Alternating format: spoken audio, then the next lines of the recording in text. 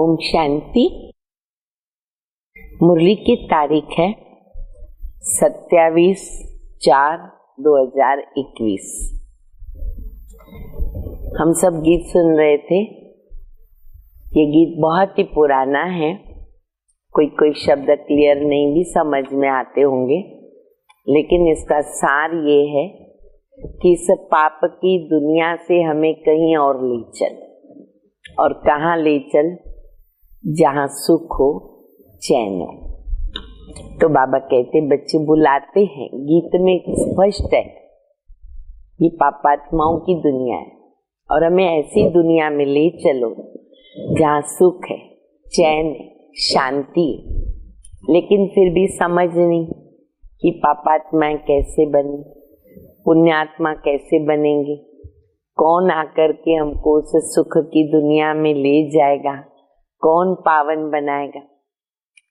देह अभिमान के कारण आत्मा का भी ज्ञान नहीं है। आत्मा का स्वधर्म शांत है, आत्मा शांत स्वरूप है, आत्मा शांति धाम की रहवासी है। अज्ञान है।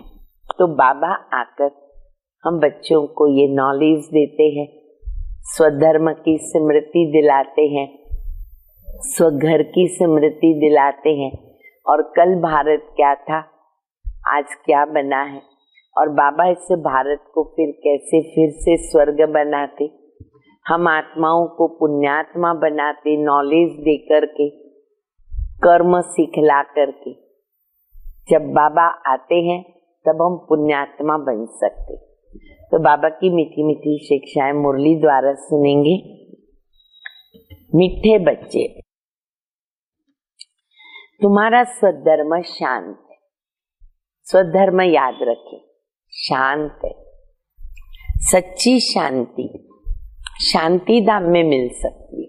प्योर शांति जो चाहिए, एक्यूरेट शांति, वो कहाँ मिलेगी? शांति धाम। अब ये बात सबको सुनानी है और स्वधर्म में रहना है, क्योंकि सारी दुनिया में आजकल हर एक आत्मा शांति चाहिए, शांति चाहिए, यही मांगते, पुकारते हैं, चाहते हैं।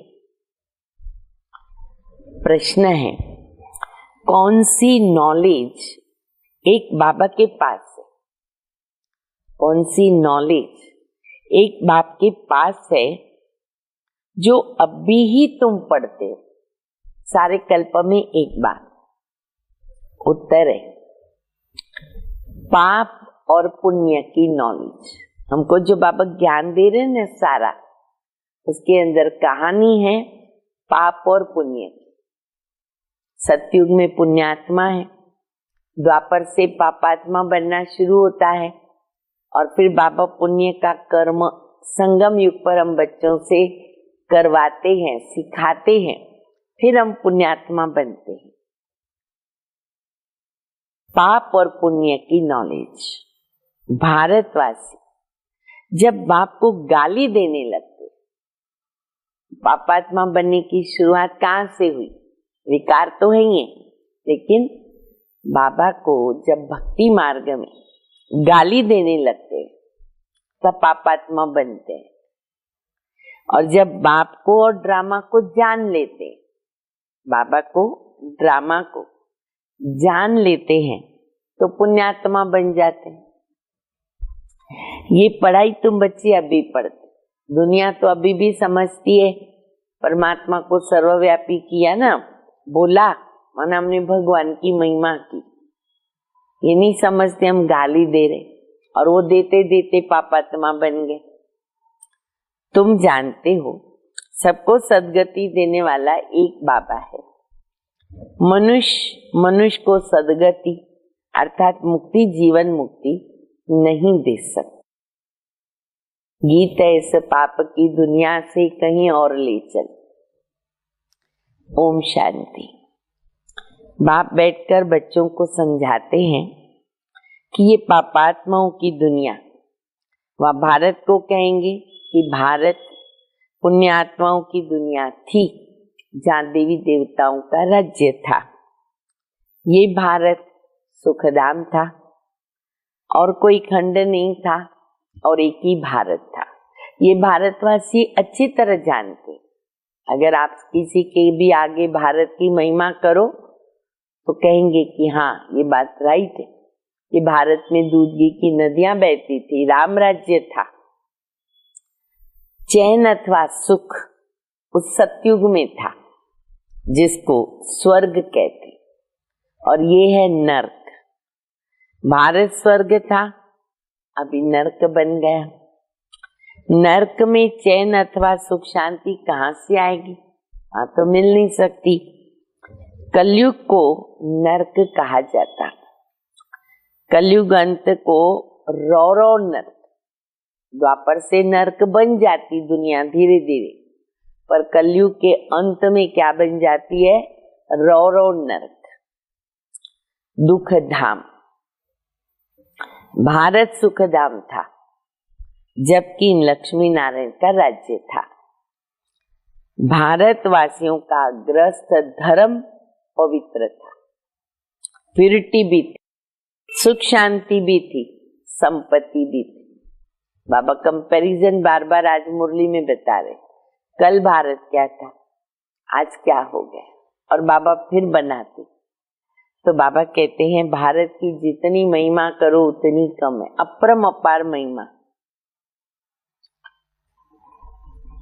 अब वही भारत पतित बना, सविकारी बन गए, तो उसको कहते हैं दुख धाम।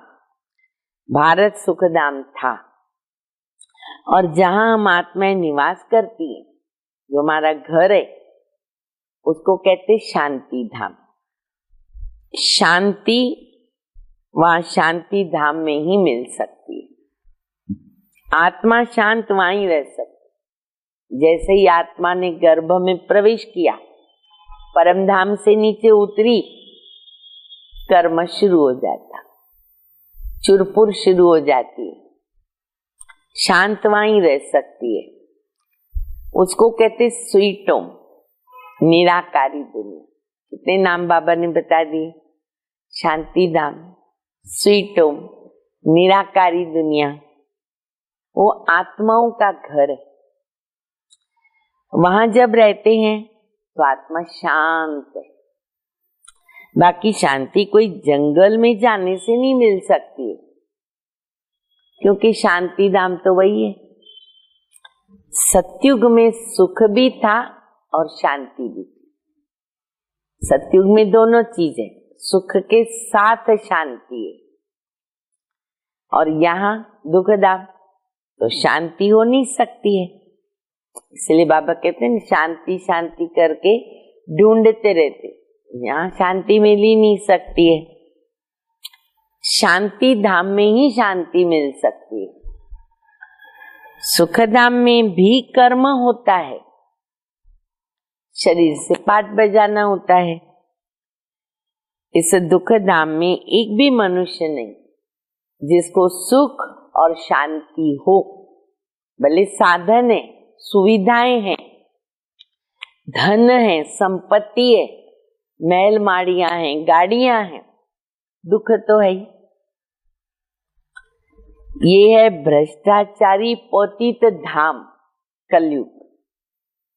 तब तो पतित पावन को बुलाते हैं ना, परंतु उस बाबा को कोई जानता नहीं, इसलिए क्या बन गए? निधन के आर्फन बन गए। आर्फन होते हैं बच्चे, वो क्या करते हैं?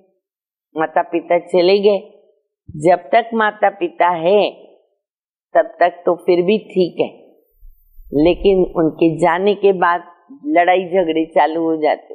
धन संपत्ति से लेकर हर बात के लिए झगड़े चालू हो जाते, लड़ाई करते रहते, झगड़ते रहते। कितना दुख, शांति, मारा मारी है। ये है रावण का राज्य। राम राज्य मांगते हैं, रावण राज्य में न सुख मिलेगा न शांति मिलेगी। राम राज्य में सुख और शांति दोनों। बाबा हर बात में दोनों बात बता रहे, स्वर्ग की और नरक की। कल का भारत, आज का भारत। वहां आपस में कभी लड़ते झगड़ते नहीं थे। क्यों? वहां 5 विकारी नहीं, निर्विकारी आत्मा है। यहाँ 5 विकार है। उसमें भी पहला नंबर है देह अभिमान, जिसके पीछे सारे विकार आते। फिर काम, क्रोध। भारत जब स्वर्ग था तो ये विकार ही नहीं था, तो वहां थे देही अभिमानी, पर नेचुरल देही अभिमानी। अब सब मनुष्य क्या बन गए? देह अभिमानी। देवताएं कौन थे? देही अभिमानी। देखो, आप बातें नोट भी कर सकते हो कंपैरिजन में, क्योंकि यही बातें दूसरों को सुनाने में, सेवा में काम आती है। देवताएं थे देही अभिमानी। देह अभिमान वाले मनुष्य किसको सुख नहीं दे सकते। देह अभिमान वाले मनुष्य किसको सुख नहीं दे सकते, एक दो को दुख देते, क्योंकि विकारी हैं। ऐसे मत समझो कोई लखपति, करोड़पति, पदमपति है माना वो सुखी है। शुगर होगा क्या करेंगे, बीपी होगा क्या करेंगे, अटैक आ जाएगा क्या करेंगे। पदमपति है तो सुखी है, ऐसा नहीं है। नहीं, ये सब माया का भबका है, माया का राज्य है। अभी उनके विनाश के लिए महाभारत लड़ाई सामने खड़ी। चाहे कितना भी संपत्ति हो, सब बाबा कहते खत्म हो जाएगा, महाविनाश सामने खड़ा है। इसके बाद स्वर्ग के द्वार खुलेंगे। आधा कल्प के बाद फिर नरक के द्वार खुलते। खेल बाबा बता रहे हैं ना पूरा। फिर नरक का द्वार खुलता है। अब ये बातें कोई शास्त्रों में तो है नहीं।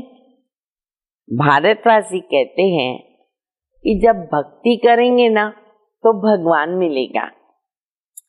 बाबा कहते जब भक्ति करते करते बिल्कुल नीचे आ जाते हो तब मुझे आना पड़ता है।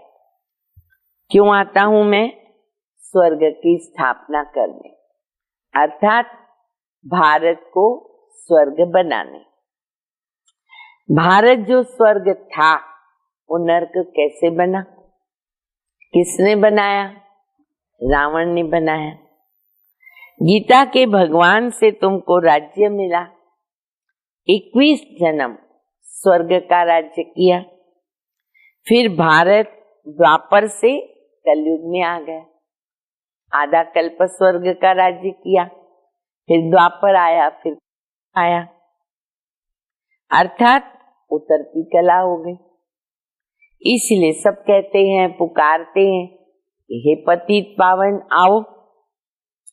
पतित मनुष्य को सुख शांति पतित दुनिया में नहीं मिल सकती। दुनिया पतित विकारी, सुख शांति कहां से आएगा? क्योंकि सुख शांति की जननी फाउंडेशन पवित्रता, वो खत्म हो गई। कितना दुख उठाते हैं। आज पैसा चोरी हो गया, पैसा है, डर कितना, भय कितना, कितनी सिक्योरिटी रखनी पड़ती है। सतयुग में बाबा कहते ताले भी नहीं लगते घर को, खुली दिल से सब रहते हैं, तो चोरी का डर रहता है।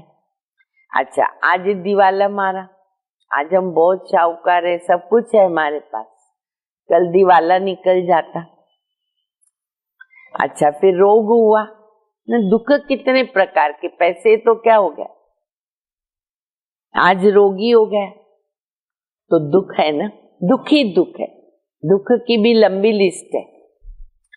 अभी तुम सुख शांति का वर्षा पाने का पुरुषार्थ कर रहे हो, बाप से स्वर्ग का वर्षा लेने का पुरुषार्थ कर रहे हो। सदा सुखी बनाने वाला कौन? एक बाबा। सदा दुखी बनाने वाला, देखो कैसे कंपैरिजन बाबा बता रहे। सदा सुखी बनाने वाला बाबा और सदा दुखी बनाने वाला रावण। अब ये बातें भारतवासी नहीं जानते। सतयुग में तो दुख की बातें नहीं होती ना, कभी रोना ही नहीं पड़ता। रोना शब्द जानते नहीं है सतयुग निवासी। रोना क्या, दुख क्या, बीमारी क्या होती है, इन बातों से वो दूर है। सदैव सुख ही सुख है वहां पर। वहां देह अभिमान, काम, क्रोध आदि कुछ होता ही नहीं है। जब तक 5 विकारों का दान न दे तब तक दुख का ग्रहण छूट नहीं सकता। इसलिए बाबा को रोज कहना पड़ता, दे दान तो छूटे ग्रहण। तो बाबा कहते बच्चे दान दे दो तो दुख से मुक्त हो जाएंगे।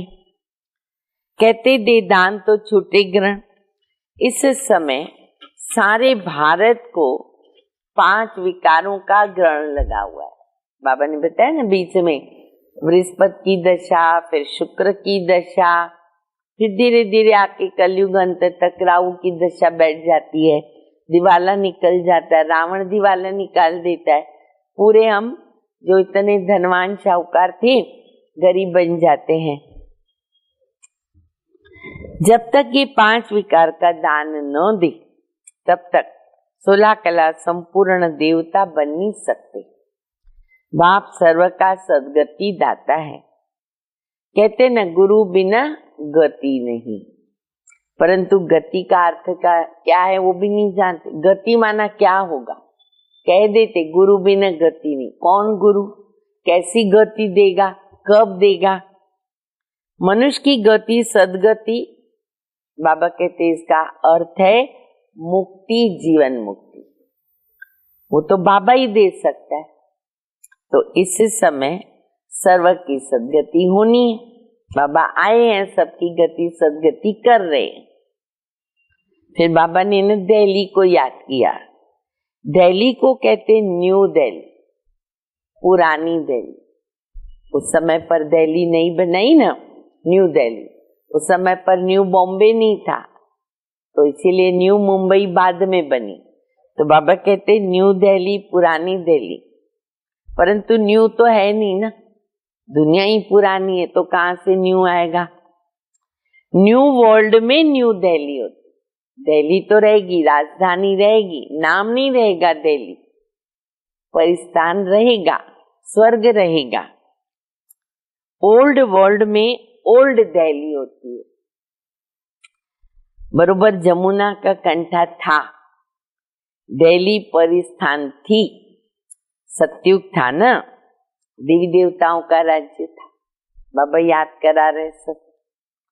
अभी तो पुरानी दुनिया में तो पुरानी दिल्ली है ना, नई दुनिया में लक्ष्मी नारायण का राज्य था। भारतवासी ये भूल गए, नया भारत, नई दिल्ली थी तो उनका राज्य था और कोई खंड ही नहीं था।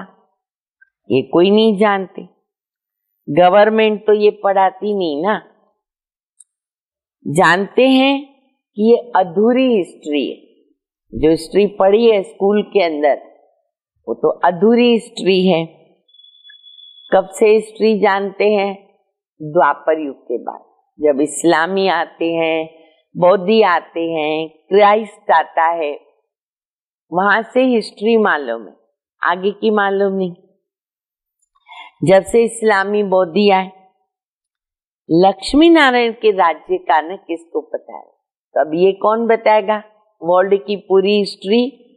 बाबा ने हमको बताई, अब हम बताएंगे तब तो लोग समझेंगे। तो ये बाबा बैठ समझाते कि सारी सृष्टि का चक्र कैसे फिरता है।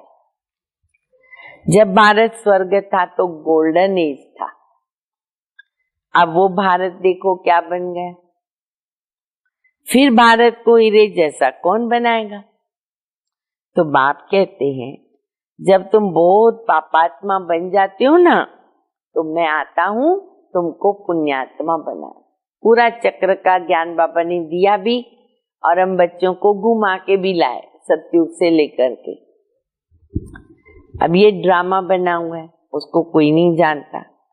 ये नॉलेज सिवाय बाबा के कोई दे न सके। नॉलेजफुल बाबा है, वो आके पढ़ाते हैं। मनुष्य की सदगति नहीं कर सकते।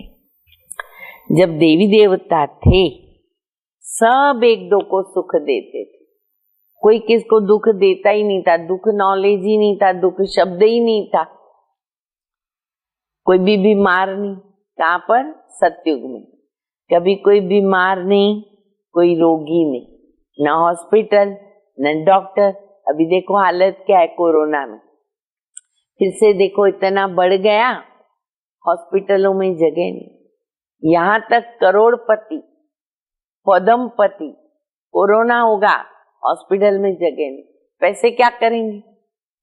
कितनी हालत खराब है। तो वहां न डॉक्टर होता है, न हॉस्पिटल होती है, न कोई बीमार होता है, न कोई पेशेंट होता, निरोगी काया। कितनी अच्छी दुनिया बाबा बना रहे। तभी क्या करना पड़ेगा? जल्दी जल्दी अपने को पुण्यात्मा बनाओ, सब पापों को बाबा की याद में भस्म करो और पुण्य कर्म करो। कोई रोगी नहीं होगा, यहाँ सब रोगी है। अभी बाबा आए हैं फिर से स्वर्ग बनाने। बाप स्वर्ग बनाता है, रावण नरक बनाता। ये खेल है जिसको कोई नहीं जानता। शास्त्रों का ज्ञान है फिलॉसफी, भक्ति मार्ग। वह कोई सदगति मार्ग नहीं है। कौन सा? शास्त्रों का, भक्ति का। ये कोई शास्त्रों की फिलॉसफी नहीं है जो यहाँ पर ज्ञान बाबा सुनाते। बाप तो कभी कोई शास्त्र सुनाते नहीं है, तो उसको क्या कहेंगे? जो बाबा ज्ञान सुनाते हैं ना, उसको कहेंगे स्पिरिचुअल ज्ञान, आध्यात्मिक ज्ञान। बाप को स्पिरिचुअल फादर कहते हैं, वो है आत्माओं का बाप। बाबा कहती मैं मनुष्य सृष्टि का बीज रूप हूं ना, तो मुझे कहते नॉलेजफुल। पूरे कल्प वृक्ष की मेरे अंदर नॉलेज है, पूरे ड्रामा के आदि मध्य अंत की मेरे पास नॉलेज है, इसलिए मैं बीज हूँ, नॉलेजफुल हूँ। इस मनुष्य सृष्टि रूपी झाड़ की आयु कितनी है, कैसे वृद्धि को पाता है, फिर कैसे भक्ति मार्ग शुरू होता है, वो मैं जानता हूँ। तुम बच्चों को ये नॉलेज देकर स्वर्ग का मालिक बनाता हूँ, फिर तुम मालिक बन जाते हो। ये नॉलेज तुमको एक ही बार मिलती है, फिर गुम हो जाती। वंडर है ना ये ड्रामा का, खेल का। देवता बन गए, जीवन मुक्ति मिल गई, बाबा कहते सब गुम हो जाएगा, सब भूल जाओगे। तो बाबा कहते कि बच्चे ये एक ही बार मिलती, गुम हो जाती नॉलेज। फिर सतयुग त्रेता में इस नॉलेज की दरकार भी तो नहीं ना। ये नॉलेज है न सिर्फ ब्राह्मणों के पास, सिर्फ ब्राह्मणों को, सारे कल्प में। देवताओं में भी ये नॉलेज नहीं है, तो परंपरा से तो ये नॉलेज नहीं हो सकती है। ये सिर्फ तुम बच्चों को एक ही बार मिलती है और उनसे तुम जीवन मुक्त बन जाते हो। बाबा से वर्षा पाते हो, तुम्हारे पास बहुत आते हैं, बोलते हैं मन की शांति कैसे मिलेगी। लोग कहते हैं ना मन की शांति कैसे मिलेगी। बाबा कहते ये कहना ही भूल है। क्यों? मन बुद्धि तो आत्मा के आर्गन्स है ना, जैसे शरीर के आर्गन्स है, हाथ पांव नाक कान नाक, आत्मा के आर्गन्स है मन बुद्धि संस्कार। आत्मा को पत्थर बुद्धि से पारस बुद्धि तो बाबा बनाते हैं, जो सतयुग त्रेता तक चलता है। फिर पत्थर बुद्धि बनना शुरू करते हैं। अभी फिर तुम पत्थर बुद्धि से पारस बुद्धि बनते हो। तुम्हारी पारस बुद्धि थी, फिर उसमें खाद मिली। अभी फिर पारस बुद्धि कैसे बनेगी हमारी, कैसे बनेगी बोलो? तो बाबा कहते हे आत्मा मुझे याद करो, मेरी याद से ही तो तुम पावन बनेंगे ना, पारस बुद्धि बनेंगे।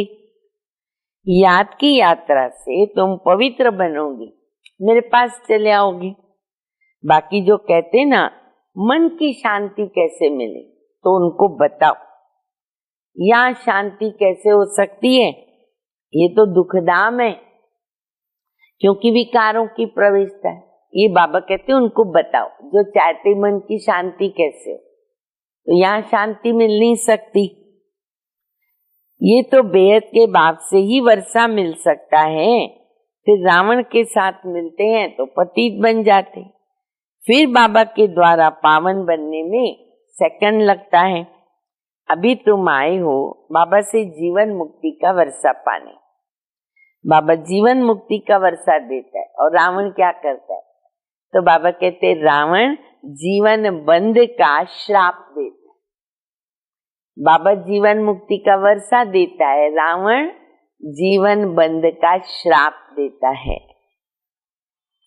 वो श्राप दे देता है तो दुख मिलता है। ड्रामा को भी तो जानना है ना। दुख धाम में किसको सुख शांति नहीं मिल सकती है। शांति तो महात्माओं का स्वधर्म है। शांति धाम आत्मा का घर है। यहाँ शांति कहाँ से आएगी? आत्मा कहती है ना हमारा स्वधर्म शांत है। ये शरीर बाजा नहीं बजाता हूँ, बैठ जाता हूँ। बोलने वाली कौन? आत्मा। बाबा कहते मैं भी गरीब निवास हूँ, यहाँ न गरीब ही आएंगे। बाबा है ही गरीब निवास, गरीब आएंगे। शाहूकारों के लिए तो स्वर्ग यहाँ ही है ना, उनके पास है साधन, समझते हम यहाँ ही स्वर्ग में है, सुखी है। उन्हों की तकदीर में स्वर्ग का सुख नहीं है। बाबा कहते मैं गरीब निवास हूँ। शाहूकारों को गरीब और गरीब को शाहूकार बनाता हूँ। इसलिए अभी हम साधारण हैं तो उसका दुख नहीं करना है। शाहूकार तो इतना उच्च पद पा नहीं सकते। क्यों? शाहूकारों को यहाँ नशा रहता है। हाँ, प्रजा में आ जाएंगे, बाबा के पास आते हैं, संपर्क में रहते हैं, बाबा कहते प्रजा में आ जाएंगे। स्वर्ग में तो जरूर आएंगे, परंतु पद गरीब का होगा। और गरीब जो बाबा के बच्चे तन मन धन बाबा को अर्पित करते, वो वहां शाहूकार बन जाए। क्या बात है। उनको देह अभिमान रहता है, हम बड़े धनवान हैं। परंतु बाबा कहते ये धन माल क्या होगा? सब मिट्टी में मिल जाएगा, विनाश तो होना है। देही अभिमानी बनने में मेहनत लगती है। इस समय सब देह अभिमानी है। अभी तुमको देही अभिमानी बनना है। आत्मा कहती हमने पूरे 84 जन्म लिए, नाटक पूरा हुआ, अब वापिस जाना है। अभी कलयुग का अंत और सतयुग के आदि का संगम है। बाप कहते हर 5000 वर्ष के बाद मैं आता हूँ भारत को फिर से हीरे जैसा बनाने। ये हिस्ट्री ज्योग्राफी बाबा ही बता सकते। पहले तो कुछ भी मालूम नहीं था ना, बाबा ने बताया तब सब मालूम पड़ा। तो बाबा कहते मैं आऊं तभी ये समझ में आएगा। तो सुना सभी ने मुरली में क्या सुनाया बाबा ने? पूरी मुरली में हिस्ट्री ज्योग्राफी सुना दिया। कल भारत क्या था, आज भारत क्या है, कल क्या बनेगा, वो कौन बनाएगा। अच्छा, मीठे मीठे से खिलते बच्चों प्रति माता पिता बाप दादा का याद प्यार, गुड मॉर्निंग। रूहानी बाप की रूहानी बच्चों को नमस्ते। हम रूहानी बच्चों की रूहानी बाप को, माता पिता बाप दादा को याद प्यार, गुड मॉर्निंग और नमस्ते। मुरली छोटी सी थी लेकिन बाबा ने पूरा दर्शन करा दिया। जिसको कहते हैं ना स्वदर्शन चक्रधारी बनो, कैसे बने? वो आज की मुरली से बन सकते हैं। धारणा के लिए मुख्य सार सुनेंगे। पहला, बाप से जीवन मुक्ति का वर्षा लेने के लिए पावन जरूर बनना है। ड्रामा की नॉलेज को बुद्धि में रखकर दुखधाम में रहते हुए भी दुखों से मुक्त होना है। हम जा रहे स्वर्ग में, यही याद करें, दुख को भूल जाना है। दूसरा, धन माल व शाहूकारी का नशा, धन माल शाहूकारी का नशा छोड़कर देही अभिमानी रहने का पुरुषार्थ करना है। अगर है तो उसको भूल जाओ, वरदान है। महान और मेहमान, महान और मेहमान, इन दो स्मृतियों के द्वारा सर्व आकर्षणों से मुक्त बनने वाले उपराम साक्षी भव। उपराम साक्षी भव की अवस्था बनाने के लिए ना 2 बातें ध्यान पे रहे। कौन सी? एक तो मैं आत्मा महान आत्मा हूं, अपने को कम मत समझो। बाबा को पहचाना हमने, महान आत्मा, विशेष आत्मा। दूसरा, मैं आत्मा अब इस पुरानी सृष्टि में, पुराने शरीर में मेहमान। कब भी ये पंछी उड़ जाएगा, मेहमान है हम। इस स्मृति में रहने से स्वतः सहज सर्व कमजोरियों का लगाव, उसकी आकर्षण समाप्त हो जाएगी। जाने वाला तो सबको भूलता ही है। महान समझने से जो साधारण कर्म, संकल्प, संस्कारों के वश चलते हैं ना, वो परिवर्तन हो जाएगा। अगर समझेंगे मैं विशेष आत्मा हूं तो साधारण सोचेंगे नहीं, बोलेंगे नहीं, ऐसा कर्म नहीं करेंगे। जो करेंगे महान करेंगे। महान और मेहमान समझकर चलने से महिमा योग्य बन जाते। 3 शब्द याद रखो, महान, मेहमान और महिमा। स्लोगन है, सर्व की शुभ भावना और सहयोग की बूंद से, सर्व की शुभ भावना और सहयोग की बूंद से बड़ा कार्य भी सहज हो जाता। वो तो हम देख रहे प्रैक्टिकल। हम बाबा कहते बूंद बूंद से तालाब बनता है। कितने बड़े बड़े कार्य हमारे कैसे होते हैं। गरीब निवास बाबा की जो गरीब बच्चे हैं ना, वो बूंद बूंद से बहुत बड़े बड़े कार्य कर लेते। जब भारत को स्वर्ग बना लेते तो कार्य करने की कौन सी बड़ी बात है, बाबा कराते हैं। अच्छा, ओम शांति।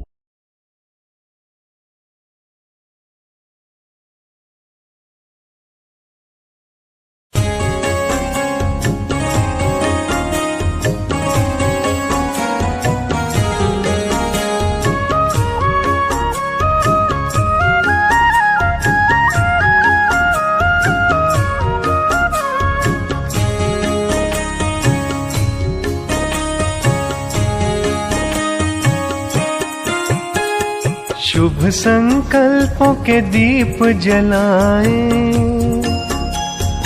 अपने अपने मन में। शुभ संकल्पों के दीप जलाएं अपने अपने मन में। जग उजियारा होगा प्रेम से, सुख ही सुख कण कण में। शुभ संकल्पों के दीप जलाएं।